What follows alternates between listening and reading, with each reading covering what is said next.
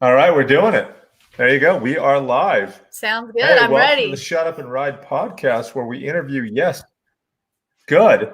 We interview, I don't interview you. Well, I interview you a little bit, but I'm not a big fan of podcasts where I have to watch two people talking and you don't get to be hmm involved. So if you have a question out there, go ahead and ask Danica a question. I interview mountain bikers, free riders, and generally cool people. And Josh Wilson from Daily Mountain Bike Rider basically said, hey, you need to get her on. And here she is. So, Danica, why don't you go ahead and introduce yourself? Okay, cool. Well, my name is Danica, and I recently started a YouTube channel called Fife and Flow, where I've been putting out a lot of content promoting women and everyone to get on the trail. And I've been really loving doing it, and I love riding bikes. And there's Danica's channel right there. There is a lot of really good content in here. I was looking at some of these videos, and they're really, really well done. Um, do you have a favorite video you've done? Oh, I really love the bike fenders. Are they worth it? Because I kind of did a little experiment where I had a really big fender. It was called the Mr. Crud XL fender. And then I had a similar fender that most people have, the small mucky nuts or mud guard fender. And then I rode without a fender and did those 3 runs. And I had a white shirt and kind of did my own experiment to see if they really work, and the results were actually pretty surprising. So that was really fun to conduct my own experiment and film that. You know, it's interesting. In Arizona, a fender is useless, but up here, it'll save you and your clothes and everything. Oh Um, yeah, and your Let me ask eyeballs. you this, and your eyeballs. Um, I'm good. Oh yeah, you're golden. Let me ask you a couple things. All right. What kind of mountain bike do you have? Or have? I What kind of mountain bikes do you have? I have a couple. So I have a Fazari LaSalle Peak. That's my main mountain bike. That's my pride and joy, and it's kind of an enduro style trail bike. And then I have a dirt jumper, and then currently I have an e-bike at the moment. Go back, go back, go back. All right.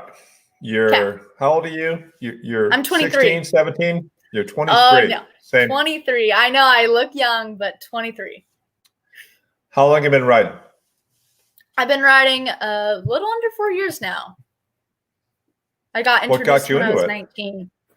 My boyfriend, now husband, got me into it. So Mr. Fife. Okay. Mr. Fife, yep. What kind of e-bike do you have? So I have the Fazari Wire Peak. So it's Really? kind of a trail bike. It has 150 up front and 135 in the rear. It's a pretty fun machine. Yeah, I have been looking at Fazari for a long time, and I like the way they're up and coming. I like the way they're organic, and I know they make really, really good bikes. But I did not know they made e-bikes. Good for you. Yeah. There's a lot of people out there. Oh, look at this guy. Bought an e-bike today because of this channel. Oh my goodness. Oh, It's a golf guy. because of your Trade. channel or my channel?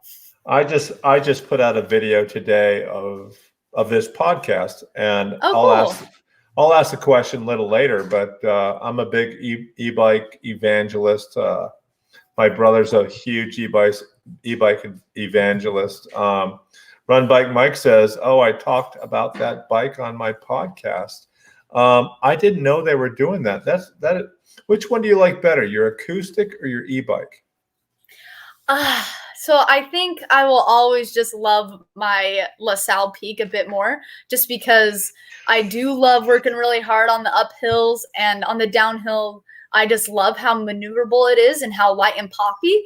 But I will say I feel like they're almost not comparable, because on the downhill for the e-bike, obviously the uphill is a blast. You can go so Right. fast, and heck, I've even towed multiple friends up fire roads. Like, you get a rope, you tie it around their handlebars, you tie it around your seat, and you kind of do self shuttles on a fire road.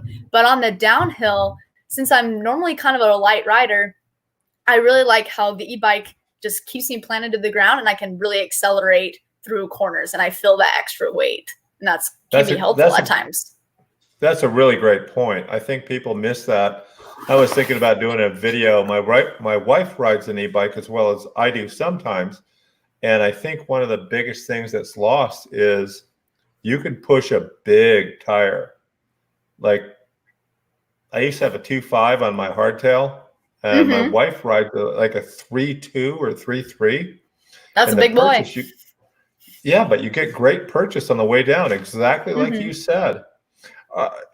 Danica, are you a gearhead? Fair bit, yeah. I would say so. I like good gear. All right. How did you run into Fazari? So I actually grew up in Utah. So when I was getting into mountain bikes, I grew up in Layton, Utah. And then I learned how to mountain bike while I was going to school down in Dixie State University in St. George, Utah. So that's where I was introduced to mountain biking and kind of knew always of Fazari. And then I love their bikes now. Wow, that's fantastic. Yeah. So Layton is Hill Air Force Base, something like that? Yeah, it's close by. It's between Hill Air Force Base and the capital of Salt Lake City. I know where it is. I've spent a ton of time in Utah. Let me ask you this. What are you doing on YouTube? What am I doing on YouTube? What's your goal? What's your end game? Because I've let's put this back up again. Okay. This is really good content. What are you going after here? So with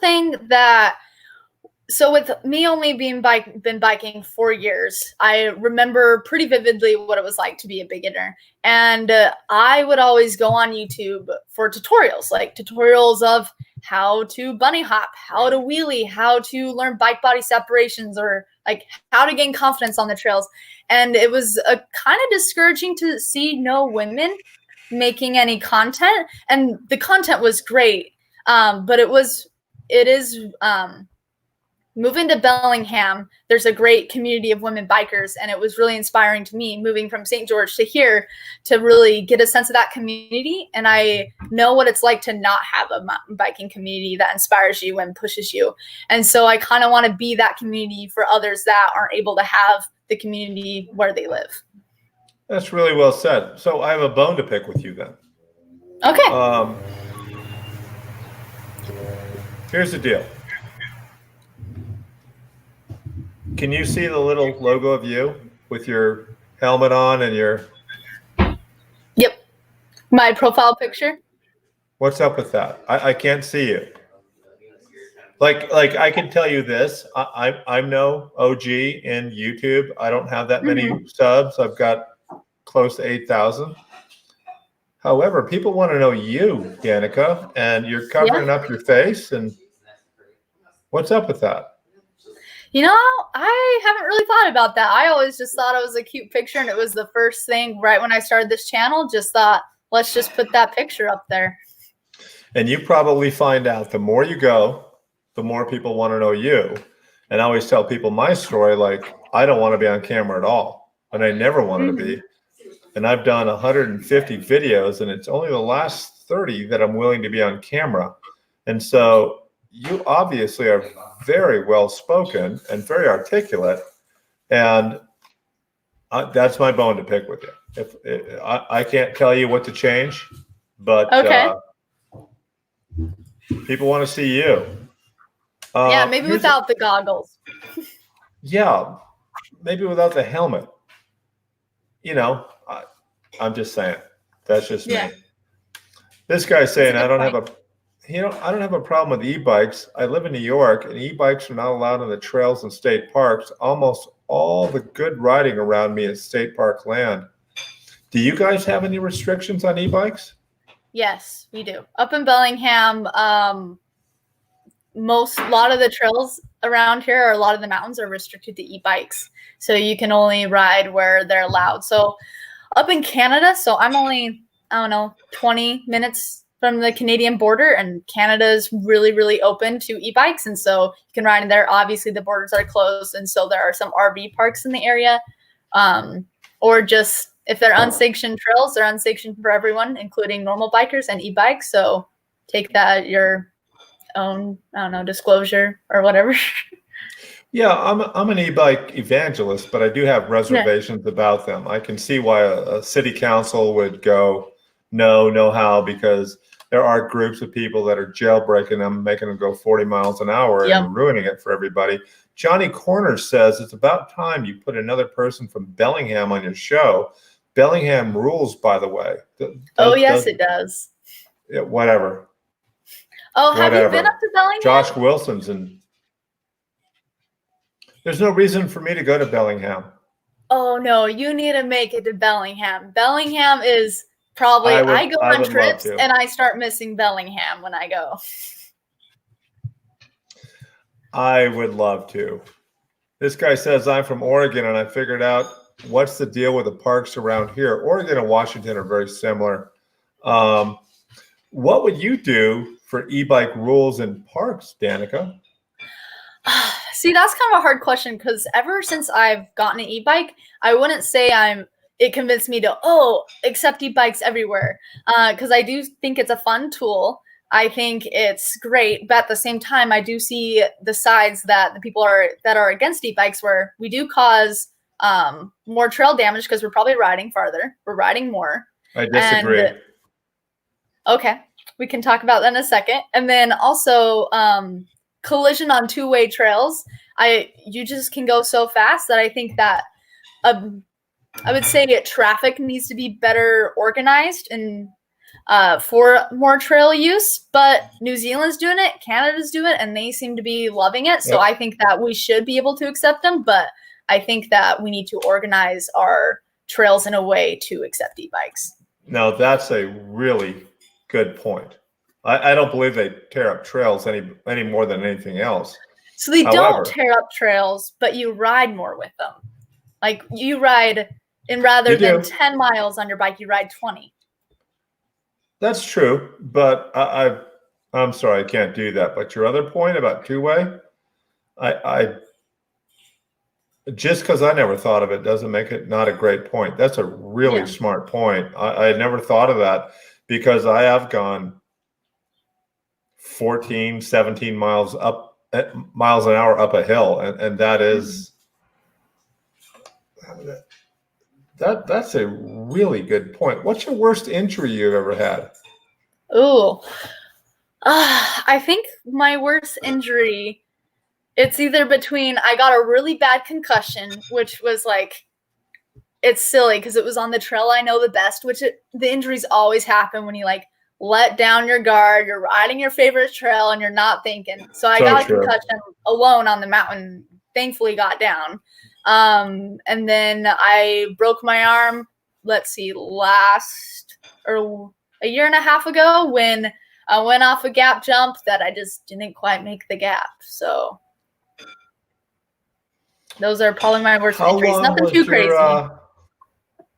How long was your mental recovery on that? The concussion? No, your mental recovery. Like you have a big crash like that. Mm-hmm. Next time you go out, it's a big deal.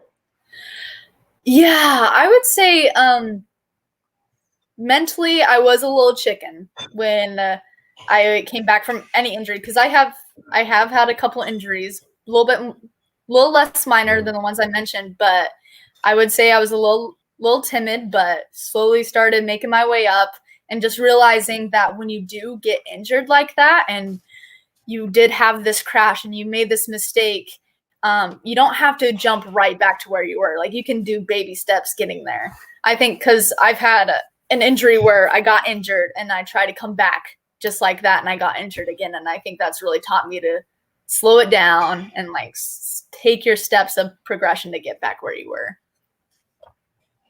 Well, let me do this. Let me say something really quick. Okay. I don't have anyone on this channel that I don't think is committed to doing this well. And this is really good. I was going through this today. Danica's stuff is really good. It is well worth a subscription. And I have that in the description. So go ahead and subscribe to Danica. this is a really, it's not that old a channel.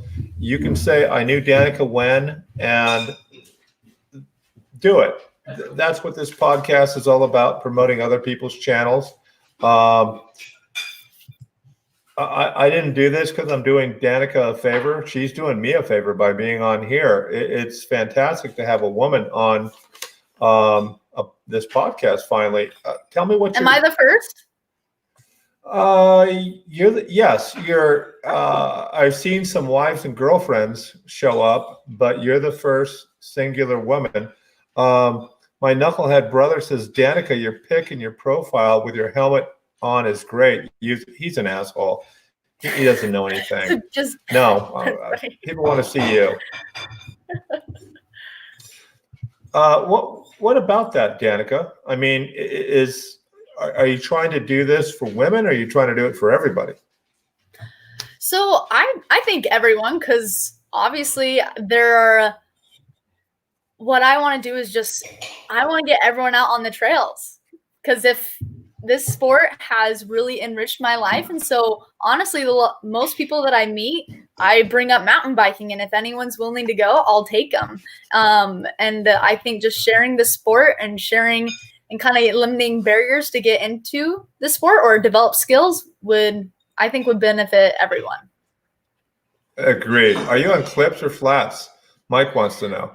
Ooh, Mike. Well, I am on clips now, but I originally learned on flats. So I've been on clips for about 6 months at this point. Been liking them. Yeah, I've been on clips all my life, and flats feel weird to me.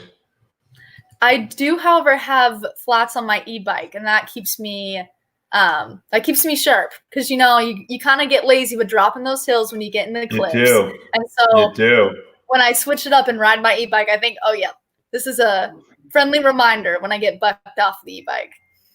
Well, in clips, you learn really bad habits, I think, like bunny hopping. Like you can just pick your feet up. I'm impressed. All right, here's a tough question. Okay. A couple of tough questions, and this is a question that can stop this instantly here. So, Dad MTB is saying hi. Howdy. Tell me something that you think is true that almost nobody else agrees with you on.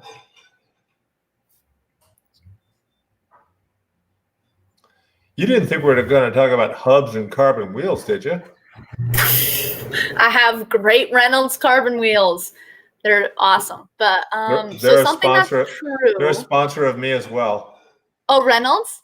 Yes, thank you, Reynolds. Thank you very much. Reynolds is awesome. They are. Let's awesome. see, something that's true. No. Something that you think is true. Okay. That almost no one agrees with you on.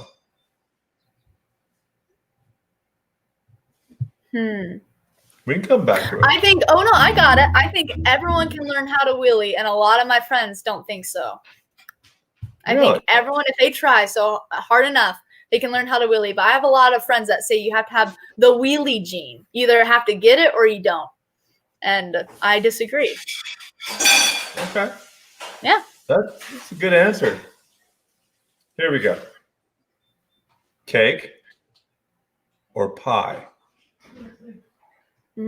Definitely pie, but it has to be like chocolate filling with Oreo crust. Okay. That pie. We can continue then. Cake is the wrong answer. Like Josh Wilson. Thank goodness. Yeah. Just end the podcast right now. She answered cake. Exactly. Do you travel to go mountain biking anywhere? Yes, I've traveled to, obviously, when I lived in Utah, traveled to Moab a lot. Moab was great. And I've been to Sedona a couple times. That was a beautiful area as well. I love red rock riding. And then I go up to Canada quite a bit when the borders are open. I really like Squamish. That's probably if I could move anywhere, it would probably be Squamish. Wow. Yeah. Is there a wheelie how-to on your channel? Not yet, but I'm planning on making one, because I recently, in this last, couple weeks, I was able to with this free time, I was able to increase my skills with the wheelies, so it's coming out. But I have a how to bunny hop. Increase your skills. Yeah, I was able to fill at least wheelie half a parking lot for most of the way and be in the balance zone, not just chase it. So I feel like that's a good success right there. And by the way, congratulations on your recent graduation in kinesiology. That's fantastic. So you're going to move to New Zealand. Yep, when immigration is allowed. So unknown date, but yes, moving to Tauranga, New Zealand. What's better, Sedona or Moab? I would have to say Moab for one reason. The whole enchilada is probably my favorite trail in the world. Wow. Yeah. Have you ever done it? I have done the 24 hours of Moab twice. Nice. Well, it's not what you think it is. What is it? I've actually never heard of 24 hours in Moab. It was a big deal back in the day, and it was about 15 miles south of town on kind of a so-so 15-mile track, and you were either doing it solo or with a team, and it would start at noon, and you'd go to the next noon with your team or yourself. And I remember doing it and thinking, Sedona sucks, or Moab sucks. Like, what's the big deal here? So I never went in to like the whole enchilada or Slick Rock or anything like that. And for a year, I told people like, oh, don't go there. That place sucks. Don't even bother. And then I went the next year and I ended up going into Slick Rock, and I'm like, holy shit. Yeah, it's a fun place. This is what they're talking about. And so I have not been back since, but I could say I've done that. Have you ever gone to Minnesota? I actually haven't ever been to Minnesota. Is there a good ride in there? I don't know. Huh? Kanan Hoke probably knows. Let me see. Making our first trip to Moab in June since the parks open back up later this month. The whole enchilada is on the plate. I don't know when everything opens up. I know that in Arizona, it's like the coronavirus never happened, and everything's really open. Nice. Yeah, and the bars are opening and the restaurants are opening. But in Oregon, Washington, where you and I are, we're still pretty locked down, pretty tight. Yep. Let me ask you this. Go ahead. Oh, sorry, you go. I was going to say, Ryan, if you take the whole enchilada, I know you might have tubeless, but bring tubes, because every time I've done the whole enchilada, we ride by groups that are like, you get a flat. Yeah, if you go with the group, you'll at least have one or two people that will get a flat, no matter what. Do you know other YouTubers besides the Secret Society that both of us belong to?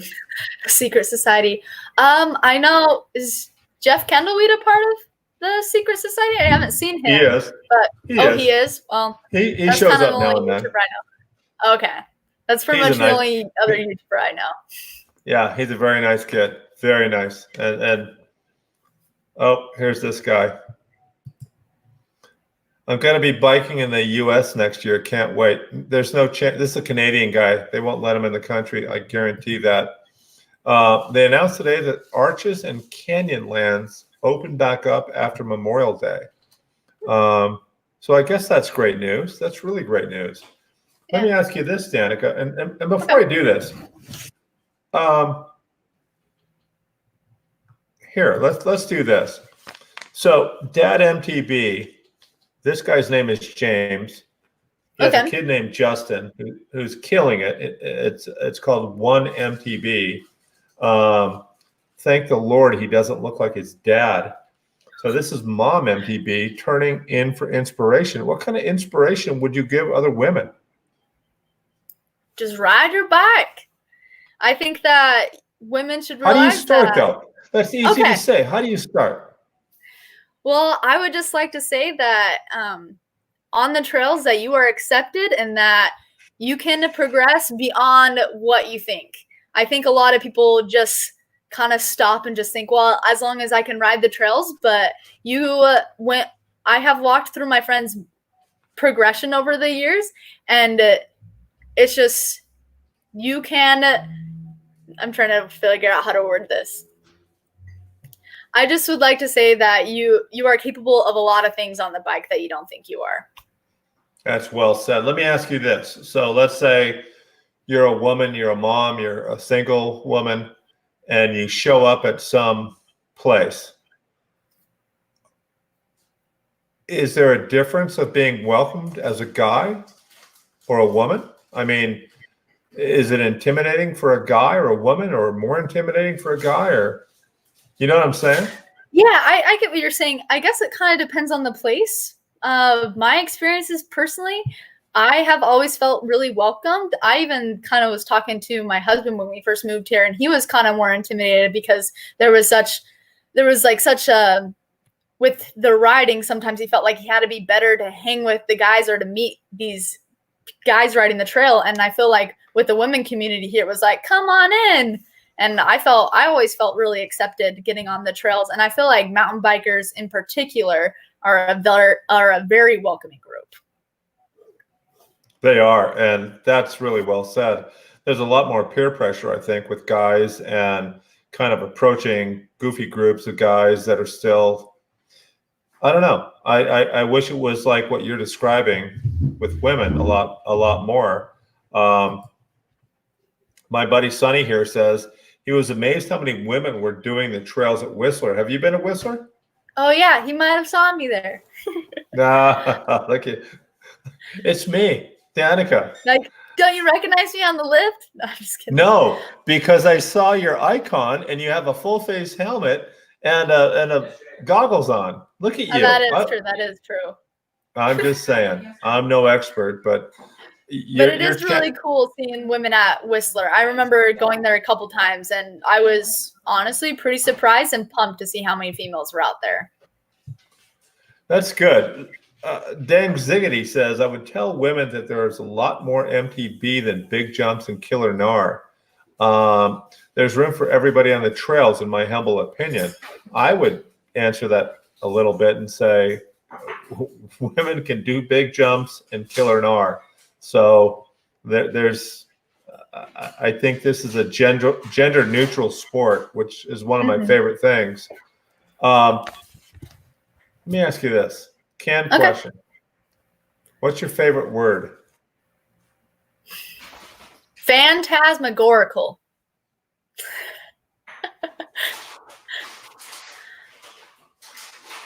6 syllables. Yeah. Oh, that was the first thing that came to my head. It means like dreamlike. Okay. Is it a real word? Yeah, it is. We can look it up right now if we needed to. We're not going to do that. Okay. All right. Don't forget, this is about Danica, and this is a cool channel. It's called Fife and Flow. Go check it out. Go subscribe to this channel. That's what this podcast is all about, is other mountain bikers, other mountain bike YouTubers. And I can tell you, I've seen a couple of women channels, and I've seen a lot of guy channels. And I would still put this, especially with where it is right now in its youth. This is a really good channel. Danica has, well, it is. You have a really good narration of it. And all I can say is, if it's this good now, it's going to be better and better and better. Danica, what's your favorite curse word? I actually don't curse. At all? No. None, nil, nada. No. Never dropped an F-bomb. I have, yes, I have accidentally, but I try not to curse, so I wouldn't say they're favorite words. Good for you. Good for you. So I know you're going to be a, hang on, kinesiologist. Wow. What profession other than your own would you like to attempt? I am really interested in cardiac rehab. That's always been something that I've just been intrigued by. And so we'll see if I can pursue that direction when I go over to New Zealand. And then also I plan on pursuing mountain biking still quite a bit as well. So you're gonna continue your channel, I hope. Yes. So yeah, plan to do that, and then also racing as well. Wow. Goodness gracious. Let me ask you this. What are you interested in right now other than mountain biking? Like hobbies or? No, what are you curious about? What am I curious about? Honestly, I really loved my degree. I loved learning how like the human body worked, especially in like response to exercise. I thought that was extremely fascinating.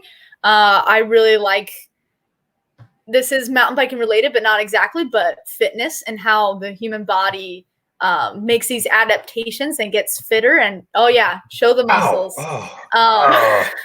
Okay, I'm done. Maybe calm it down, cool it down a bit. That's something that is really interesting to me. So I would suspect that any profession you would do would serve people. Yeah, I like serving people for sure. Why do you suspect that? In kinesiology, I just would suspect that. My brother says the Muddy Fender test is a fantastic videography. I was gonna ask you about that as well. It really is, because I was gonna do a bike check today or tomorrow, but it's gonna rain or something like that. Mm-hmm. How do you know how to do that so well? So it is honestly trial and error. So I started my YouTube channel in November, and I had a GoPro 5, Hero 5, and that was it. Now I have the 8, and the 5, and that's all I do with filming. And it's really been a learning process because I didn't know how to like use Premiere or any editing software. And so if you watch Premiere. Like my first, yeah, I use Premiere. Yeah, I'm learning how to use Premiere. Yeah, I'm a student learning how to do it right now. But I like my first video was like, it's like a Cougar Ridge trail preview, and just like watching that compared to like the ones that I've made now a couple months later is like get used to it. So it's a learning process for sure, making videos and making them look good. I can tell you where you're at right now in 6 months is extraordinary. Thank you. And I would also say get used to looking back at your stuff 6 months, 3 months ago. Like, what was I thinking? Yikes.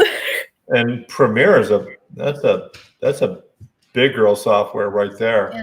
Not user friendly at all. No, sure. I own Premiere and I don't use it. I use something else. What software do you use? I use something called Wondershare Filmora, and I started Premiere and I'm like, this is, I guess if you want to make a full-length movie, that's a great idea. There's no way. So where do you want your channel to go? I mean, what are your... I want it to go up for sure. I would love to see it grow. I would love to be able to kind of get more support so I can expand on like, I really love doing like the certain tests, like comparing certain things like the fenders, or I would love to eventually, when this COVID thing nonsense goes away, like highlight certain areas, especially with me moving to New Zealand. I would love to travel a bit around that island and highlight certain trails and highlight certain areas, because I know mountain biking, the trails are great, but also knowing like the town is also very important for travel. And I would love to also help promote anyone getting on bikes, especially mountain bikes. They're the best type of bikes. I always say that too. I don't give a whole lot of advice to people on YouTube, but I always say, like, I'm more interested in you and what you're doing and your wheelies, your manuals, your stuff. But I see guys that are showing a trail like in Iowa, and I'm like, I'll never be on that trail. Yeah, so unless you're going to Iowa. Yeah, I don't care how well done it is. I'm not going. I'm not interested. So that would be a really weird thing. But I think you're going to skyrocket. You should get a hold of that Josh Wilson kid. As awful as he is. He's the nicest dude I've ever met. He's the nicest guy I ever met too. He is. it's people ask me about that guy all the time, and they're like, "Is he really like that?" I'm like, in Yep. spades. Like, no, he's nicer than he is on his channel. Actually, he's a good dude. Well, once again, check this out, everybody. This is so worth looking at this channel. You could binge on this channel really well. And the other thing is, I don't care if man, woman, it doesn't matter. This is just really good information. It just happens to be from a woman's perspective, and it can help anybody. And it is well worth the subscription. So go ahead and do that. It is in the description right now. So Danica, hang out for a second, and thank you for everybody for coming, your questions and everything like that. And don't forget,